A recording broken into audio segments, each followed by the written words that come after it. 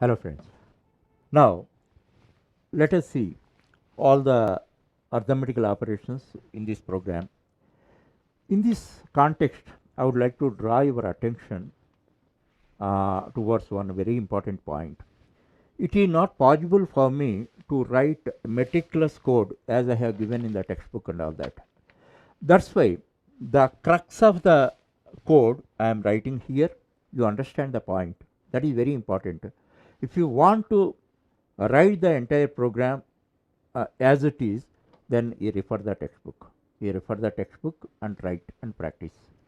Okay, here all 5 arithmetical operators are there, and I am showing all the operations here. A is equal to 5, B is equal to 2, A plus B 7, A minus B 3, A into B 10. These are like mathematical operations only. A by B, here I must draw your attention, because if you do not focus on this thing, you may commit error. In this case, what is this? 5 by 2. Already in previous chapter, first and second chapters, I explained to you, int versus int, the result is always int. That's why 5 by 2, the result is 2 only. Don't expect 2.5, because this is integer, this is integer. In case of remaining 3 operations, there is no problem at all. So what you expected, like in mathematics, same result you got. As far as this is concerned, int versus int is always int, whether it is accurate or not. 5, suppose 4 by 2, the result is accurate 2. But as far as 5 by 2, the result is 2. It is not 2.5. That point you must remember. So what is the result of 1 by 2? Don't expect 0.5. It is 0. Okay. So always this is a common error, especially for the beginners. Int versus int, the result is always int. And modulus operator, the fifth one is modulus operator. It is, most authors call it as a remainder operator. If you call it as remainder operator, somewhere you purchase your doubt. That's why you remember it as a modulus operator. Originally it is a remainder operator, no doubt. But if you call that as a remainder operator, you unnecessarily get doubts and all that. That's why I advise you to remember as a, you call it as a modulus operator, and few thumb rules I explain, and you remember that, and by remembering those thumb rules, you never get a doubt. Okay, now here A modulus B, 5 and 2, 5 modulus 2, it is 1. Here is a remainder, no doubt about that. But where you are confused, I would like to tell you, in 4.54 modulus operator, I explain. You know it as a percentage symbol in mathematics, but it is treated as a remainder operator, almost like a remainder operator here. You call it as a modulus operator. And first one limitation you understand, it is purely integer operator. That means it can act upon only int versus int operands. It cannot act upon either float versus int or int versus float. That's the first thing. If you apply this operator, either float versus int, float versus float, int versus float, it leads to a syntax error. So it acts upon only int versus int. Both operands should be int. Now how it behaves, you must understand. Now 5 modulus 2. This as a reminder, you can understand it very easily. And where you are confused, I am telling you. 2 modulus 5. If you call it as a remainder operator, you are confused. That's why in this context, 2 thumb rules I explain. And first thumb rule is, if you call it as a numerator, I call it as a denominator. If the numerator is lesser than denominator, the numerator itself is the result. So in this case, 2. Once again I am repeating, if the numerator is less than denominator, the numerator itself is the result. In this case, if any minus are there and all that, ignore that. You take the absolute values.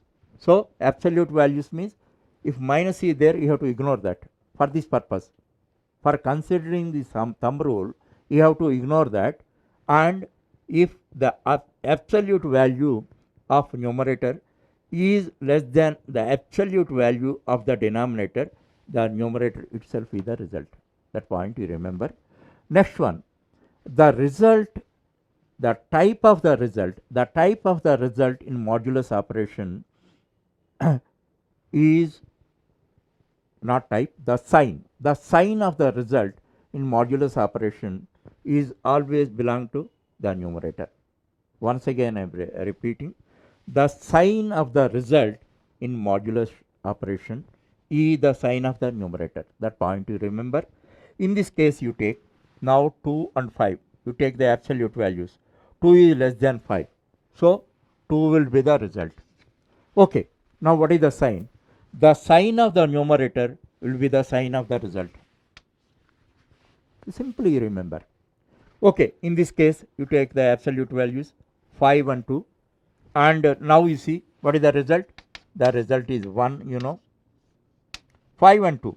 Then what about sign? The sign of the numerator is always the sign of the result, minus 1.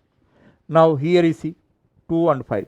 You take absolute values 2 and 5, and the numerator is less than the denominator, then the result is 2. And what about sign? The sign of the result is the sign of the numerator. What is the sign? Plus. So it is plus. So always remember the two thumb rules, then you never commit a mistake. Modulus operation is nothing but remainder operator, but in these cases especially remember, if the absolute value of the numerator, absolute value means you have to ignore the signature, the sign, that is absolute value of the numerator is less than absolute value of the denominator, the numerator itself is the result. And the second one is the sign of the result in the modulus operation is the sign of the numerator. So here plus, so plus, here minus, it is minus, here minus, it is minus, here plus, it is plus. The 2 points if you remember, then you never commit a mistake, whether it is a remainder operator or modulus operator will not come into the picture. And third rule is, it is purely integer operator. Modulus operator is purely integer operator. It does not act upon either float versus int, or float versus float, or int versus float. That point you must remember. Then you get a doubt. If modulus operator cannot work on floating point values, then how can we make such type of operations? That means if we have to perform either float versus int modulus operation, int versus float modulus operation, or float versus float modulus operation, how can you perform it? For this purpose, one function is provided to you. The functionality is exactly same, that is fmod. Fmod function.